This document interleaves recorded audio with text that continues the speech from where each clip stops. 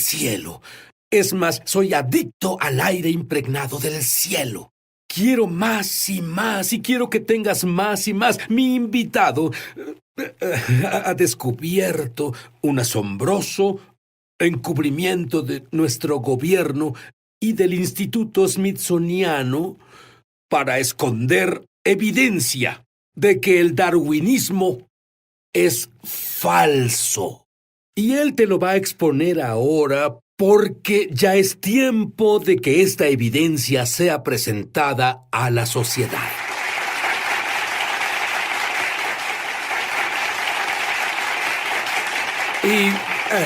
Ley, ¿quién es tu amigo? Bueno, sí, es un cráneo. El molde de uno, que obtuvimos en Paracas, Perú. Vimos literalmente cientos de estos allá. Pero, ¿sabes qué es lo asombroso? Eso lo sabremos en un minuto. Pero este cráneo no es completamente humano. Verás, hace muchos años, Dios le dio a L.A. un mandato. Y él le dijo que estudiara como en los días de Noé. Explícanos qué es eso y explícame qué descubriste con tus estudios. Jesús nos dice que será como los días de Noé cuando regrese. Cierto. Y claro que los ángeles caídos bajaron en Génesis 6 a tener sexo con las mujeres. Y su descendencia son los Nefilim. Y yo creo que estos Y cráneos... Nefilim significa gigantes, los gigantes. Bueno, esa era una de las características. Ah, bien. Luego tuvieron diferentes características. Bien, y estos Nefilim, y verás, siempre me pregunté, no sé si igual tú, cuando estudias la Biblia oyes a Dios decir, destruye a las personas de Canaán, destruye a las personas de Sodoma y Gomorra. ¿Por qué Dios no tuvo piedad de ninguna de estas personas? Debe haber una buena razón, explícalo. Bueno, la razón simplemente es esta. Ellos lidiaban con un híbrido demoníaco conocido como un Nefilim. Creo que hubo muchas incursiones diferentes, ¿sabes? Génesis, mencionaste claro Sodoma y Gomorra. Luego, cuando fueron llevados a Israel, la tierra de Canaán, ¿quién estaba ahí? Los Nefilim estaban ahí. Y el mandato siempre fue el mismo. Y de nuevo, los Nefilim eran ángeles caídos, tuvieron sexo con las mujeres humanas y produjeron estos gigantes y este híbrido, por decirlo Híbrido, así. seguro. Y bueno, si Dios no se deshacía de ellos gobernarían la tierra. No solo eso, hubieran contaminado el genoma del Mesías. Ese era el fin del juego, en especial en Génesis 6 con la inundación. Bien, y tú has encontrado algunas asombrosas investigaciones en artículos de periódicos de los 1800 y los 1900 sobre ese Nefilim. Dime sobre él. Bueno, creo que había Nefilim. Sabemos que hace 100 y 150 años, cuando los colonizadores iban al oeste, encontraron tumbas, y primero todos creían que eran nativos americanos. Bueno, ellos cavaron esas tumbas y encontraron que medían 2.7, 3 y 3 indígenas. Y cuando hablas con un nativo americano, te dirá eso. Oh, no, había una raza de gigantes que nos precedieron. Estaban aquí cuando llegamos. Eso, verás, nunca escuché sobre eso. Siempre escuché que eran los nativos americanos, pero esto es incluso el folclore, historia nativo americana. Hablaban de... Dime una de las cosas que oíste sobre esto, de los nativos americanos. Una de las cosas, la tribu Paiute, por ejemplo, hubo una raza de gigantes caníbales. Eran muy grandes y los Paiute pelearon contra esos gigantes. Y en ese tiempo ellos los llevaron a una cueva y prendieron fuego a la boca de la cueva y eliminaron esa tribu de gigantes. Lo más interesante es que aún existe esa cueva. Dime sobre el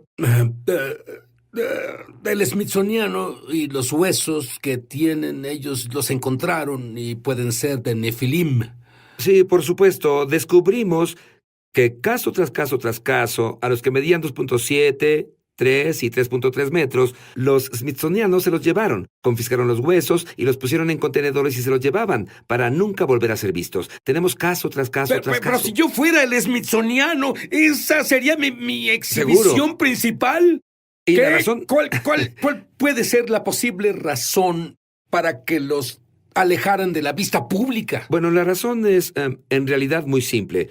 El smithsoniano se apega al paradigma darwinista, el punto de vista darwinista, y ellos creen en el darwinismo. Lo que se oponga a eso, lo que se oponga, debe desaparecer, enterrarse, completamente quitarlo de la vista. Y esto, claro, va contra la teoría darwinista. ¿Por qué? ¿De dónde vinieron esas personas? No es del estrecho de Bering ese pequeño paso. Cuando en la edad de hielo ellos llegaron al estrecho de Bering, eso contradijo toda la teoría por completo. Estas personas vinieron de otro lugar. Y yo creo que las tribus de Norteamérica y Sudamérica son los remanentes de la tribu Nefilim, que Josué y Caleb sacaron de la tierra prometida cuando la conquistaron hace 3.500 años. Pero aguarda un segundo. Si ellos asesinaron a toda la población, ¿cómo pudieron migrar entonces a los No Estados asesinaron Unidos? a toda la población. Es razonable que al comenzar a entrar a la tierra prometida, los gigantes vieron qué pasaba, que los israelitas primero que nada el poder del Todopoderoso y ellos aniquilan a todas las tribus. Y los amorreos puede ser, y tal vez los fereceos por acá. Algunos dijeron, debemos salir de aquí.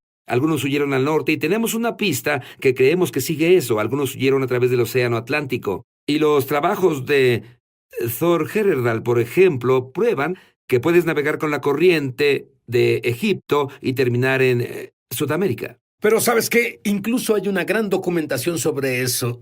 Encontrarás un sistema entero de comunicación anterior a la Internet, sobre arquitectura que nadie podía saberlo entonces. Cuando volvamos lo explicaremos. Ya volvemos a su programa Es Sobrenatural. Llama gratis ahora en los Estados Unidos, Canadá o Puerto Rico al número que está en pantalla para recibir el libro Ungido de Sid Roth.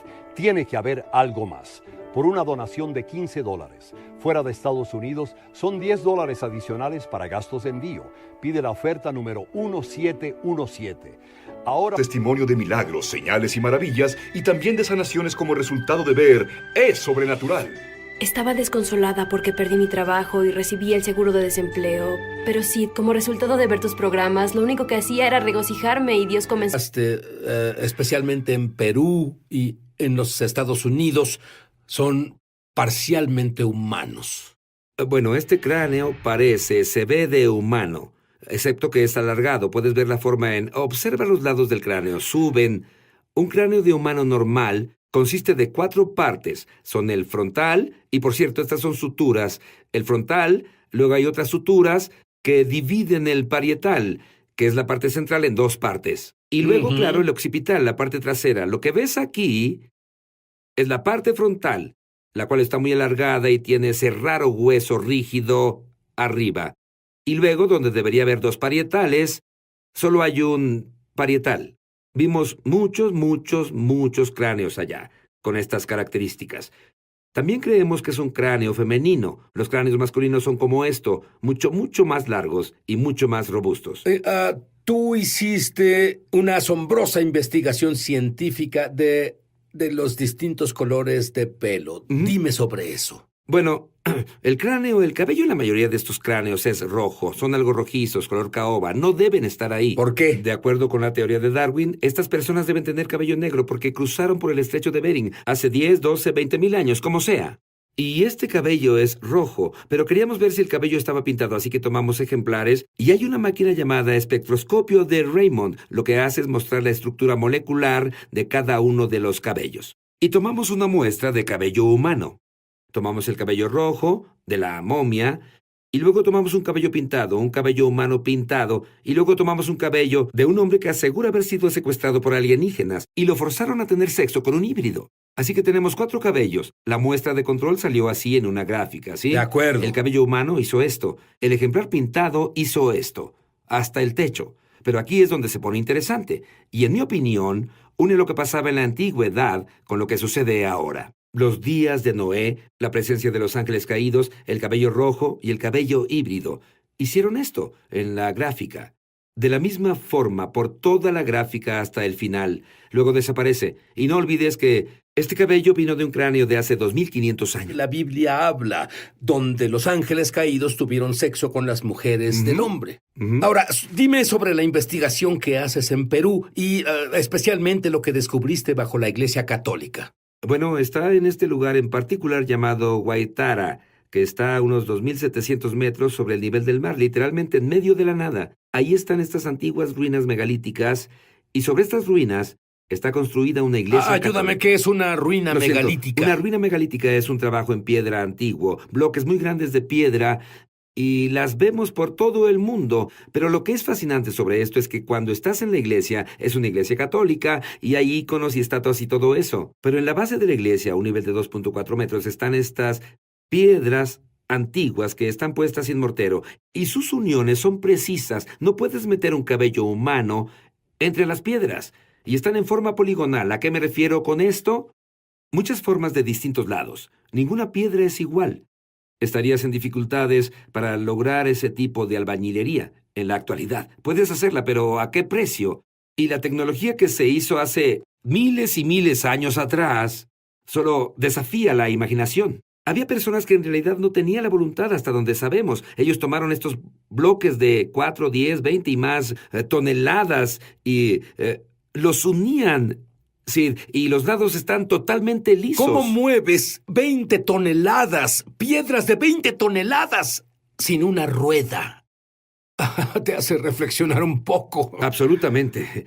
Y creo que hay un componente sobrenatural en todo esto, y aquí es donde insisto en los ángeles caídos. Lo vemos en todas las escrituras. Los ángeles buenos podían hacerlo. Los ángeles caídos tenían tecnología, tenían poderes sobrenaturales que desafían lo que hacemos aquí. Desafían lo físico, desafían las leyes naturales, y creo que las piedras ahí fueron formadas, en mi opinión, por ángeles caídos, o lo que llamamos arquitectura nefilim.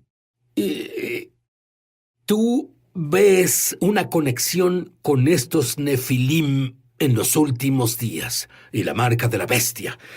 Quiero oír sobre esto. Volveremos. Ya volvemos a su programa Es Sobrenatural. Muchos televidentes han dado testimonio de milagros, señales y maravillas, y también de sanaciones como resultado de ver Es Sobrenatural. Asistí a la grabación de un episodio de Sobrenatural la semana pasada con Guillermo Maldonado. He tenido fibromialgia y diabetes por muchos años. Fui sanado de ambas durante esas grabaciones. Mi dolor fibro desapareció y mis niveles de azúcar en la sangre volvieron a la normalidad sin medicamento. Perdí la oreja en un accidente de auto en 1983. Los doctores hicieron una cirugía reconstructiva y formaron una nueva oreja con cartílago de la costilla y partes de piel. Siempre había tenido problemas con la audición e infecciones recurrentes en mi oído. Jeremy Nelson dio una palabra en tu programa de televisión. Dijo: alguien con una herida en la oreja derecha por un accidente de auto ha sido sanado ahora. Escuché un sonido y al instante fui sanado. Alabado sea nuestro Dios poderoso. Si tú has sido tocado de alguna forma viendo Es Sobrenatural, compártenos tu testimonio en www.esobrenatural.com. Estamos de regreso a su programa Es Sobrenatural. ¡Asombroso! Entre hace 3 y 10,000 años, ¿nuestra civilización tenía electricidad? ¿Cómo? ¿L? ¿Y es eso posible? Estas rocas en Guaitara de las que hablamos, las piedras en la base de la Iglesia Católica, tienen propiedades piezoeléctricas. Sus superficies están altamente pulidas. Fueron formadas de una loseta, en algunos casos granito y en otros casos piedra androsita. Y ellos pudieron, así como los radios de cristal en los 20s y 30s, eso es similar a lo que pueden conducir electricidad. Lo que creemos es que hubo un antiguo sistema de red sobre el planeta en un punto, con puntos de conectividad. Este sistema de red pudo ser usado no solo para comunicación, sino tal vez para controlar el clima, atraer la lluvia, todo tipo de cosas. ¿Cómo pudieron tener toda esa sofisticación? Me refiero a la sofisticación sin la rueda, mover los esos bloques. ¿Cómo pudieron? ¿Qué explicación tienes? Bueno, tenemos dos. Tienes uno que son los alienígenas que vinieron de Zeta Reticuli, y en lo que no creo, por supuesto. A lo que me aferro, y me aferro rápido y diligentemente, es que vemos tecnología de ángeles caídos. Y tenemos uno de estos en el libro de Enoc que nos dice que vinieron y mostraron los secretos del cielo a los humanos de la tierra. De acuerdo, dime sobre en los Estados Unidos, en Ohio, el gran montículo circular. Primero explica qué es. El montículo circular es un henge, es un gran círculo, más de 375 metros de diámetro. La palabra henge significa... Henge significa esto, es un círculo, pero también tiene agua dentro. Y la construcción de este es increíble porque al menos este henge en particular data de hace 3,000 a 3,500 años y de nuevo entra en el tiempo de una diáspora cuando Josué y Caleb se mueven dentro con con los israelitas de la tierra prometida. Y las tribus Nefilim se esparcen. Se presentaron ahí hace unos 3 a 3.500 años en el valle de Ohio. Crearon este círculo, este henge, con un cuerpo de agua en medio. En medio de eso, las excavaciones probaron que había un altar y encontraron restos humanos en el altar. Eso es grande. Bien, dime sobre la conexión entre el Stonehenge americano con... oímos sobre el Stonehenge en Inglaterra y luego un tercer punto. Explica Seguro. eso. El Stonehenge americano está en New Hampshire. Pero ¿cómo es que no lo hemos visto? ¿Cómo es que no se nos ha dicho sobre el Stonehenge? Bueno, es que las cosas salen a la luz, creo, porque en los últimos días todo esto que ha estado escondido está saliendo a la luz para aquellos que estemos interesados. Bueno, Daniel incluso dice una señal Sí, de los últimos absolutamente. días. Habrá una explosión de información. Conocimiento Siempre nuevo. pensamos, bueno, esa es la computadora, pero también son otras áreas. Absolutamente. El henge típico es un círculo y como muchos henges, como Stonehenge, es una gráfica de eventos astronómicos. ¿De qué hablo con esto? Solsticio de verano, solsticio de invierno, equinoccio de primavera, equinoccio de otoño y el círculo. Cuando te paras en el centro del henge y ves afuera, hay una piedra parada y esa piedra está a unos 100 metros. Y en un solsticio de verano, el día más largo del año, ves el amanecer salir de esa piedra parada. Bien, Kelsey Stone, un universitario, decía, me pregunto si extiendo la línea del centro de mi henge en New Hampshire hasta la piedra parada del solsticio de verano, a ver a dónde va. Y comenzó a extender la línea, la extendió más allá, la extendió más, cruzó el Atlántico y, para su asombro, bifurcó directo al centro, el centro Trilithon, en Stonehenge, Inglaterra. Y no podías hacer eso en la antigüedad. No había forma. No puedes tomar una cuerda tan larga y cruzar el océano Atlántico. Tiene que aguarda, hacerse... audiencia. Pensaron que hace miles de años tenían algo remotamente cercano a este tipo de tecnología. ¿No muestra esto que había superinteligencia, que la Biblia habla sobre los Nefilim? Y lo asombroso es que hablé con un topógrafo. No hay forma de hacer eso a menos que estés en el aire. ¿Quién es el príncipe del poder del aire? Es Satanás. Y para mí esto es tecnología de ángeles caídos, pero mejora. Cuando extiendes la línea de New Hampshire y haces intersección con el centro Trilithon Stonehenge, cuando continúas esa línea, terminas en Beirut, Líbano. Y Beirut, Líbano es el hogar de los fenicios, y los fenicios son los descendientes de los cananeos. Y los cananeos eran una tribu nefilim. Por Dios. Y entonces puedes ver de dónde vinieron algunos a América. Absolutamente. Y es por eso que encuentran estos cráneos y estos huesos. Y algunos de estos huesos que encuentran muestran que las personas tenían ¿qué altura? Bueno, hay de 2.7, 3 y 3.3 metros. Incluso pueden llegar a casi los 3.6 en algunos de estos montículos. Y volviendo a los smithsonianos, tenemos reporte tras reporte de periódicos diciendo que un pueblo exhumó los huesos y un doctor, un hombre letrado, midió los esqueletos articulados o desarticulados. Desarticulados es cuando los huesos están esparcidos por ahí. Pero un doctor, un hombre letrado de hace 100 años, no pudo leer 1 metro. Y cuando hablas con un arqueólogo te dirá que no sabían cómo medir, lo que es, en mi opinión, un montón de tonterías. Y los smithsonianos venían, confiscaban los huesos y los ponían, los cargaban y nunca más los veían, solo desaparecían. ¡Qué encubrimiento! Absolutamente. ¿Y cómo encaja todo basado en estos años de investigación? Y puedo agregar que Dios le pidió que investigara los días de Noé, porque de todos los tiempos en el Antiguo Testamento, Jesús dijo, será como los días de Noé. Explícame con toda esta investigación, ¿cómo encaja todo con la marca de la bestia? La marca de la bestia tiene 4 características. Si alguien toma o recibe la marca en la mano o frente, no puedes comprar ni vender.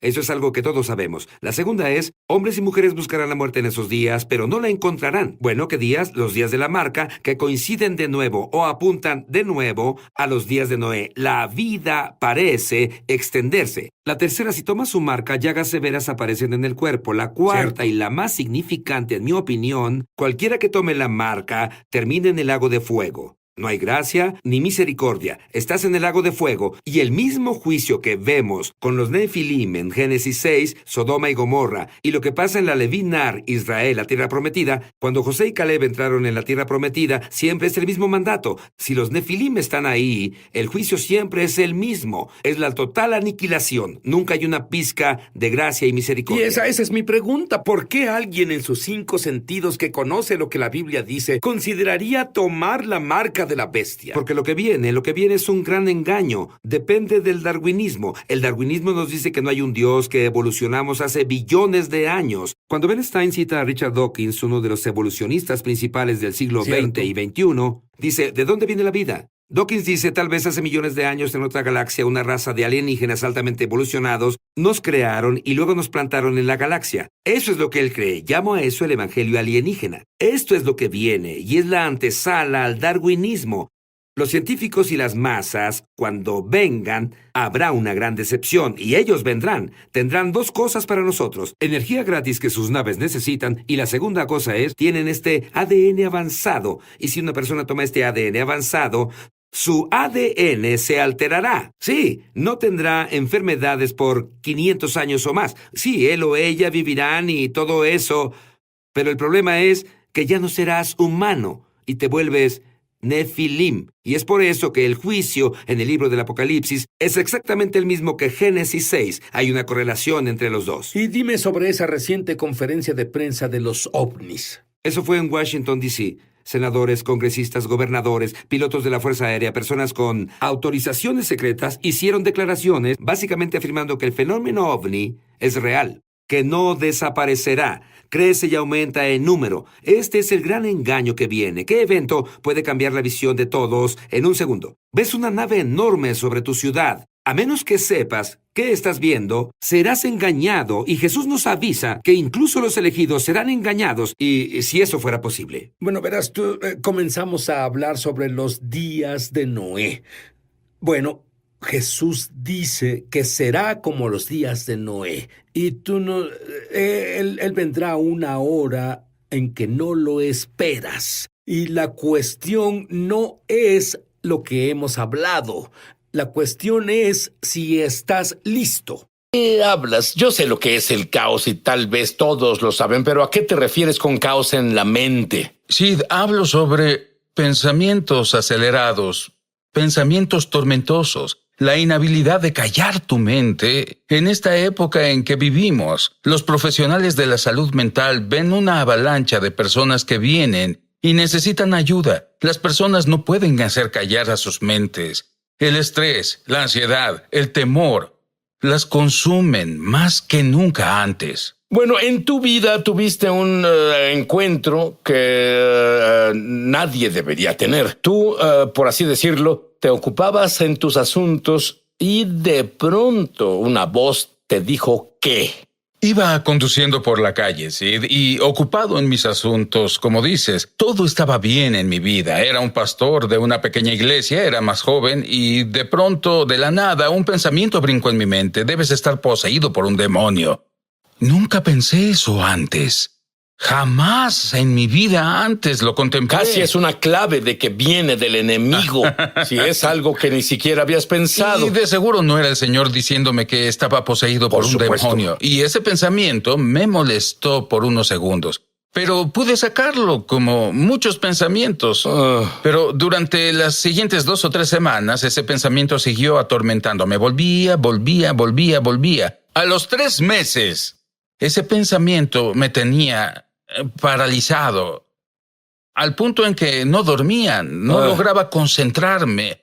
Sí, ¿qué tan malo era? En serio. Era un infierno continuo, un tormento, al punto en que no quería ver personas. Pero no comenzó así, no. Comenzó con un pensamiento. Poco a poco, solo poco a poco. Primero un pensamiento inocente, solo un poco loco, bobo.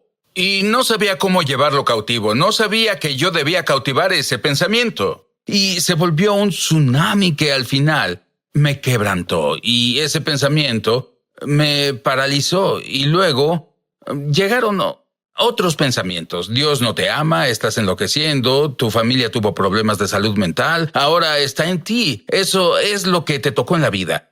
Pero luego mi esposa me rogó, después de estar en casa, paralizado por semanas. Ella dijo, quiero que salgas, por favor, intenta salir a desayunar con nosotros. Y salí un sábado por la mañana. Cuando nos sentamos en el restaurante, de pronto los pensamientos saltaron. Las personas te miran, saben que estás loco, llamarán a la policía. Estás poseído por un demonio. Vendrán y te pondrán una camisa de fuerza. Era como una ametralladora en todo momento, en cada día, y salí de ese restaurante. Finalmente ella, al fin, vino al auto y me llevó a casa. Ella fue al supermercado, corrí hasta la casa, totalmente derrotado, sin esperanza. Pensé que enloquecía, se acabó. Era mejor acabar con mi vida. Caí de cara en la alfombra, llorando, sollozando, y grité fuerte, «Oh, Dios, debes venir a ayudarme. Pierdo la cabeza». Y probablemente me quedé ahí por 1 minuto o 2 en silencio, llorando. Y de pronto sentí a alguien. Sentí una presencia en la casa. Y subí la mirada y vi los pies de una persona. Y miré hacia arriba y vi el rostro de Dios. Sus ojos eran resplandecientes.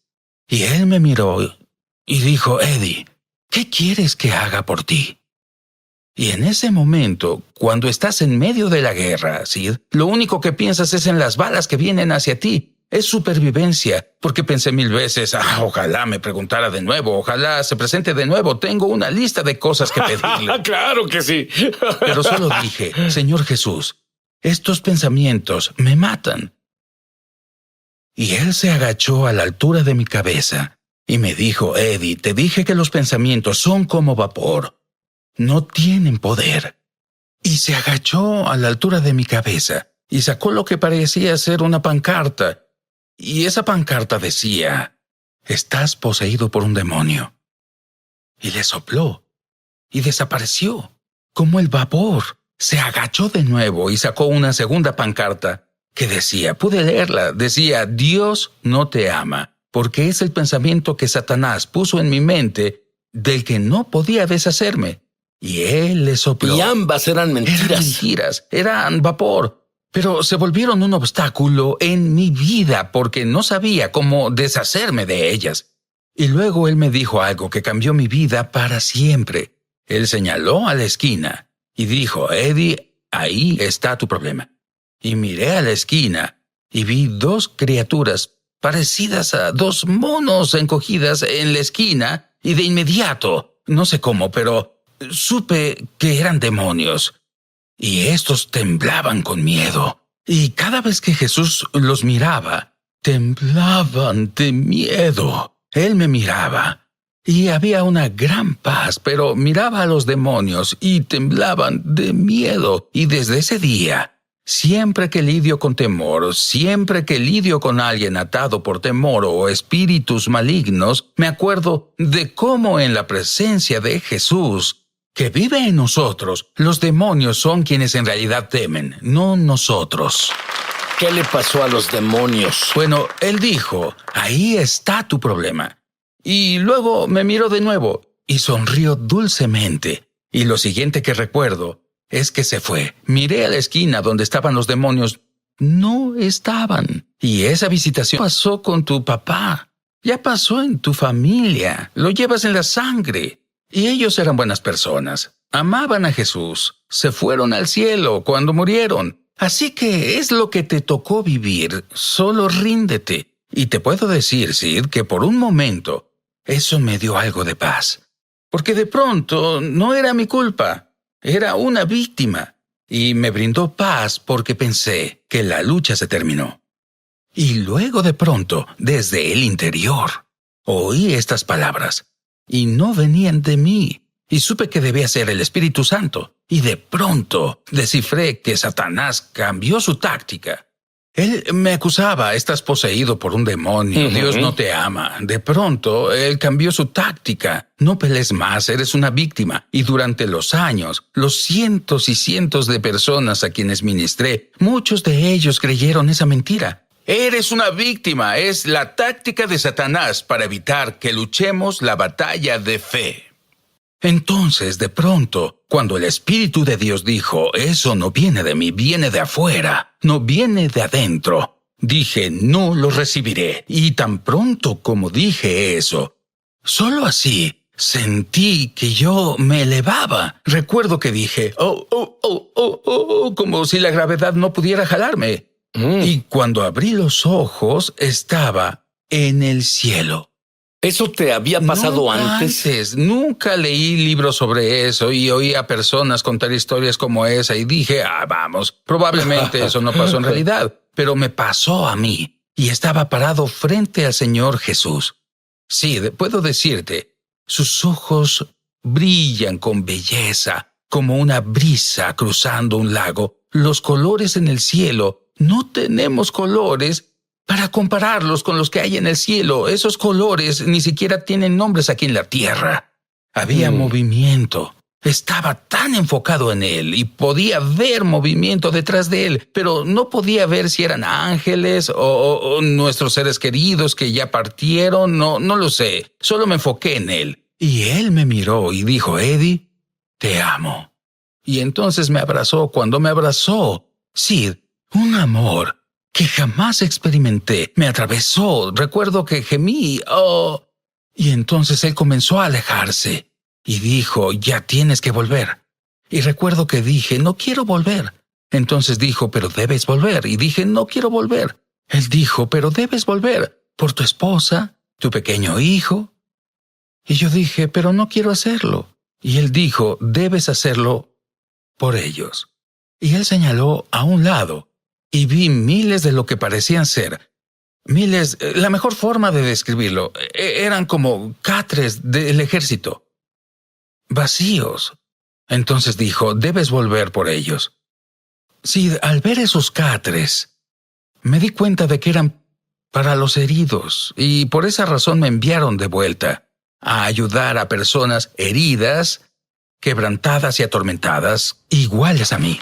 Probablemente te preguntes, ¿qué hay de mí? Jesús nunca me visita. Nunca he ido al cielo. ¿Yo cómo me libero? Es maravilloso para Eddie, pero ¿cómo me libero? A continuación. Me emociona al extremo anunciar que lanzamos nuestra escuela de ministerio Es Sobrenatural en español. Entra en el enlace para comenzar tu viaje sobrenatural. Y en realidad espero verte crecer en la gloria, en el Espíritu y en milagros. Te esperamos. Bien, Pastor Eddie, tú me provocas celos y tú haces exactamente lo que la Biblia dice que debes hacer. ¿Sabes por qué? Soy judío y la Biblia dice que el creyente gentil debe provocar celos al judío. Pero ¿por qué te mostró Dios lo que parecían catres del ejército en ese lugar? La razón exacta y la que no sabía en ese momento me pareció una locura, para serte sincero. No tenía sentido para mí. Pero a las 2 semanas de esa visitación en el cielo, de pronto las personas venían. ¿Puede ayudarme? ¿Puede ayudarme? Mi mente no para. Incluso venían pastores descargándose sobre mí, Dime sobre uno. 2 semanas después de tener la visitación en el cielo, un pastor llamó y dijo, ¿podemos almorzar? Y le dije, claro, lo conocía, pero nunca antes habíamos hablado nada serio, personalmente, solo charlas pastorales, en general, y almorzamos. Y durante el almuerzo dijo, ¿tienes unos minutos? Me gustaría que fueras a mi oficina. Y le dije, será un placer. Pensé que quería mostrarme un proyecto en el que trabajaba o alguna sala nueva que construía en su iglesia. Y llegamos a su oficina. Sid comenzó a descargar y descargar todo el infierno por el que pasaba en su mente. Dijo, no puedo decirle a mi junta, no puedo decirle a mi gente en la iglesia. Ellos no quieren oír a un pastor que podría estar enloqueciendo.